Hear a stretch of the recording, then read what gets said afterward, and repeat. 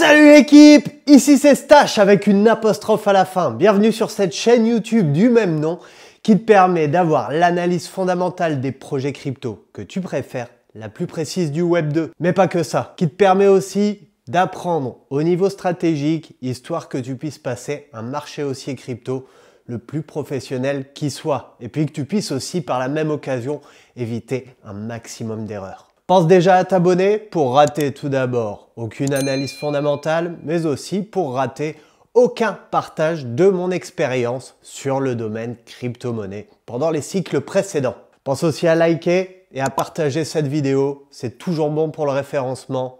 Merci pour ceux qui le font. Aujourd'hui, nouvel ATH de Bitcoin. Bravo pour ceux qui sont restés pendant tout le bear market, qui ont eu cette patience. Félicitations à vous les gars. Aujourd'hui les potes, on va s'intéresser à la psychologie du marché.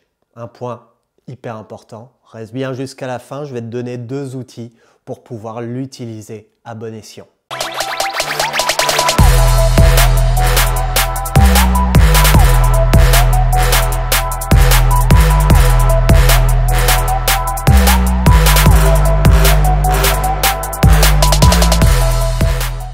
Mais aujourd'hui, j'ai décidé de te raconter une petite histoire. L'année 1998 représente un énorme tournant dans l'histoire des marchés financiers en prenant comme exemple l'entreprise Alcatel. En fait, au début de l'année 98, le PDG de cette boîte avait fait un communiqué de presse dans lequel il avait dit « Tout est au poil pour 1998 ». Cet optimisme reflétait la robustesse présumée dans l'entreprise et forcément l'attente positive du marché.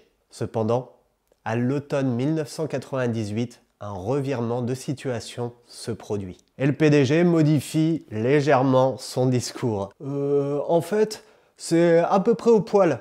On fera du bon, mais un peu moins que prévu. Cette déclaration, apparemment anodine, déclenche une réaction disproportionnée sur les marchés. En une seule journée, l'action Alcatel s'effondre et perd 40% de sa valeur. Ce scénario, pourtant inédit du CAC 40, se répétera plusieurs fois en 2000 et 2001. Mais l'exemple Alcatel reflète exactement ce qu'on appelle la psychologie de marché. En fait, ce qui est exceptionnel, c'est que l'entreprise d'Alcatel n'a absolument pas changé. L'entreprise possédait toujours de très bonnes technologies, mais aussi le personnel toujours aussi dévoué. Et pourtant, du point de vue de la bourse, l'entreprise avait perdu toute confiance au sein des investisseurs. Et ça, en fait, ça illustre totalement la psychologie de marché. La psychologie de marché peut envoyer un actif ou un projet pourri to the moon, mais aussi le faire descendre aussi rapidement. Et en fait, cet exemple représente bien que la psychologie de marché est un des facteurs totalement cruciaux dans le domaine crypto-monnaie, parce que c'est de ça qu'on s'intéresse. Et pour moi, c'est forcément un des facteurs les plus importants à prendre en compte dans ta stratégie. En fait, la psychologie de marché représente l'attitude des investisseurs selon un marché concret ou alors selon un actif particulier. Ce sentiment est essentiellement le cumul des perceptions et de l'état d'esprit des investisseurs, influencés par divers facteurs tels que les résultats économiques, les news, les rapports d'entreprise, les événements politiques et mondiaux. Il se manifeste par l'optimisme ou le pessimisme des investisseurs, conduisant parfois à des mouvements disproportionnés du marché par rapport aux fondamentaux économiques. En fait, la psychologie de marché est souvent considérée comme un indicateur contraire, où un sentiment d'optimisme ou de pessimisme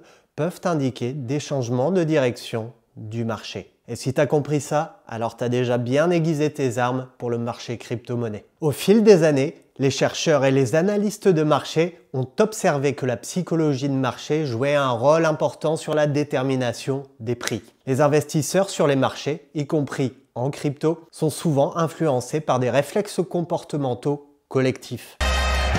2500 bêtes. Ces tendances peuvent déformer les prix de différents actifs, les éloignant de leur valeur réelle. Dans ce qui suit, on va voir comment ces comportements impactent la psychologie du marché, mais aussi les décisions d'investissement. La mentalité grégaire fait que les investisseurs ont souvent tendance à suivre la foule. Et ça, c'est la première grosse erreur. Par exemple, si le prix de Bitcoin monte, il va y avoir énormément d'euphorie sur le marché. Et donc, qu'est-ce qui se passe? Eh bien, les investisseurs vont se ruer sur Bitcoin, tout simplement par peur de rater l'occasion. C'est ce qu'on appelle le FOMO, Fear of Missing Out, la peur de rater le train. Vous êtes dans quel état d'esprit ce matin? Ouh là là, le train est en train de partir. Mince. La peur de voir un actif s'envoler sans en avoir acheté avant. Et ces réactions de groupe, plutôt que prendre des réactions réfléchies, influencent énormément sur le prix des crypto-monnaies. Parlons aussi des billets de confirmation. C'est le fait que les investisseurs qui ont une idée en tête, par exemple que Bitcoin va continuer de monter, vont voir les algorithmes et leur psychologie se pousser vers des articles qui vont dans leur direction. C'est typique. À chaque fois qu'on fait un pique-nique, il se met à pleuvoir. Mais à la réflexion, est-ce vraiment le cas? Indy n'a-t-il pas simplement oublié les déjeuners champêtres qu'il a passés sous un grand soleil? Et oui, nous choisissons inconsciemment les informations qui vont dans notre sens. Par exemple, un investisseur qui est convaincu que le prix va continuer de monter peut ignorer les signes de retournement baissier, se focalisant seulement sur les nouvelles positives. L'impact des préjugés comportementaux peut être imagé par ce qu'il s'est passé avec la bulle Internet dans les années 90-2000. L'éclatement de cette bulle a créé des pertes significatives, ce qui a permis au prix de chuter à des valeurs beaucoup plus réalistes. En résumé, ces biais comportementaux affectent significativement le marché, biaisant parfois la fixation des prix. Maintenant que le problème est posé, je vais te donner les deux outils comme je t'ai promis, histoire que tu puisses analyser par toi-même la psychologie du marché. Tout d'abord, le Fear and Greed. Le Fear and Greed, Fear pour peur, Greed pour avidité, désigne les deux émotions principales qui motivent la prise de décision des investisseurs. Il s'agit en fait d'une note sur 100, où 100 représente l'avidité maximale et 0 la peur extrême. Ces données sont calculées sur les différents sentiments de marché qui apparaissent sur Internet, sur les différents articles de presse, bref, de partout. Parce qu'en effet, la peur conduit souvent à vendre des actifs en mode absolument pas réfléchi lors d'une baisse du marché. Tandis que l'avidité pousse à acheter excessivement dans l'objectif de gain rapide, et ce, surtout en période de hausse. Et ces émotions peuvent conduire à des décisions d'investissement complètement irrationnelles. Et en fait, ce problème, c'est ce que la masse fait. En fait, ce qu'il faut savoir, les amis, c'est que pour gagner en crypto-monnaie, il faut toujours faire le contraire de ce que la masse fait. Parce que sur ce marché, les investisseurs gagnants sont payés par les investisseurs perdants. C'est la première fois que vous vous faites braquer? Oui. Vous vous débrouillez très bien. Faites-moi un sourire, sinon on va croire que c'est un hold-up. D'ailleurs, je place une petite dédicace à tous ces investisseurs crypto-monnaies absolument pas formés qui ont fait des conneries sur les cycles précédents et qui ont permis à mon portefeuille d'exploser à chaque fois. Possède des thunes, je suis à l'aise financièrement. Merci les gars. En fait, c'est très simple. Une fois qu'il y a une certaine euphorie sur le marché crypto, c'est exactement le bon moment pour prendre profit. Et lorsque la psychologie de marché est proche de la peur extrême, c'est le meilleur moment pour acheter. Je te donne l'exemple. Lorsque le Bitcoin est tombé à 15 500 $ le 22 novembre 2022, l'indice Fear and Greed était de 22, soit une peur extrême. Et pourtant, c'était le meilleur moment pour acheter Bitcoin. Et au contraire, le 10 novembre 2021, lorsque le Bitcoin a tapé son ancien plus haut historique à près de 69 000 $, le Fear and Greed était de 75 sur 100, soit euphorie et avidité. Le meilleur moment pour revendre. Si tu souhaites utiliser la psychologie de marché pour savoir quand revendre, utilise le Fear and Greed. Tu le trouveras très facilement sur la plateforme X. Je vais te mettre le lien du compte juste en dessous. C'est publié de manière journalière et donc si ça t'intéresse, tu pourras avoir toutes ces infos directement. Parlons maintenant du deuxième outil, les Google Trends.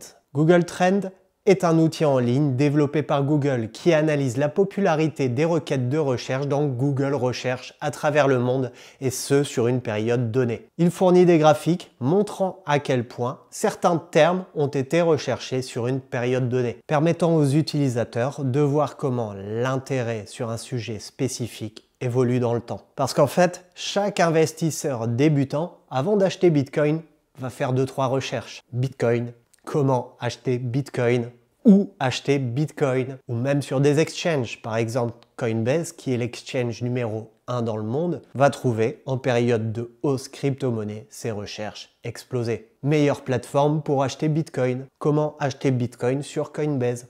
Tu vois un petit peu ce que je veux dire? Et tu l'as compris? Au plus les termes en rapport avec la crypto vont être recherchés, au plus les investisseurs débutants, soit ceux qui vont faire les plus grosses conneries, vont arriver sur le marché. Je te mets une comparaison juste en dessous des Google Trends concernant Bitcoin et Coinbase. Et tu peux les comparer facilement entre le dernier top crypto-monnaie et l'heure actuelle. Au précédent ATH, lorsque Bitcoin a atteint les 68 900 $, tu remarques que les Google Trends Bitcoin et Coinbase étaient au plus haut. À l'heure actuelle, les Google Trends sont quand même relativement basses. Ce qui veut dire que la masse n'est toujours pas arrivée sur le marché crypto-monnaie. C'est pas un conseil en investissement, mais les statistiques sont ce qu'elles sont. Et tandis qu'au dernier point, le plus bas du Bitcoin, tu remarques que les Google Trends étaient totalement basses. Et pourtant, c'était le meilleur moment pour acheter du Bitcoin. Voilà les potes, je viens de vous donner 2 outils indispensables pour analyser la psychologie de marché. À nouveau, moi c'est une analyse que j'utilise énormément dans ma stratégie crypto. C'est ce qui va me permettre de sortir du marché à ce que je pense être le meilleur moment. Toujours pas un conseil en investissement, mais voilà, encore une fois, je vous ai offert un partage de mon expérience personnelle. Merci d'avoir regardé cette vidéo. Oublie toujours pas de t'abonner, d'activer les notifications pour rien louper sur les analyses fondamentales et sur les différentes techniques d'investissement que je peux vous partager. N'oublie pas de lâcher un petit like et de partager à tes potes, c'est toujours bon pour le référencement. Merci à vous pour ça. Moi, c'est toujours Stache. Je vous dis à très vite. On se revoit la semaine prochaine pour la prochaine analyse fondamentale. Passez une belle journée. Ciao l'équipe.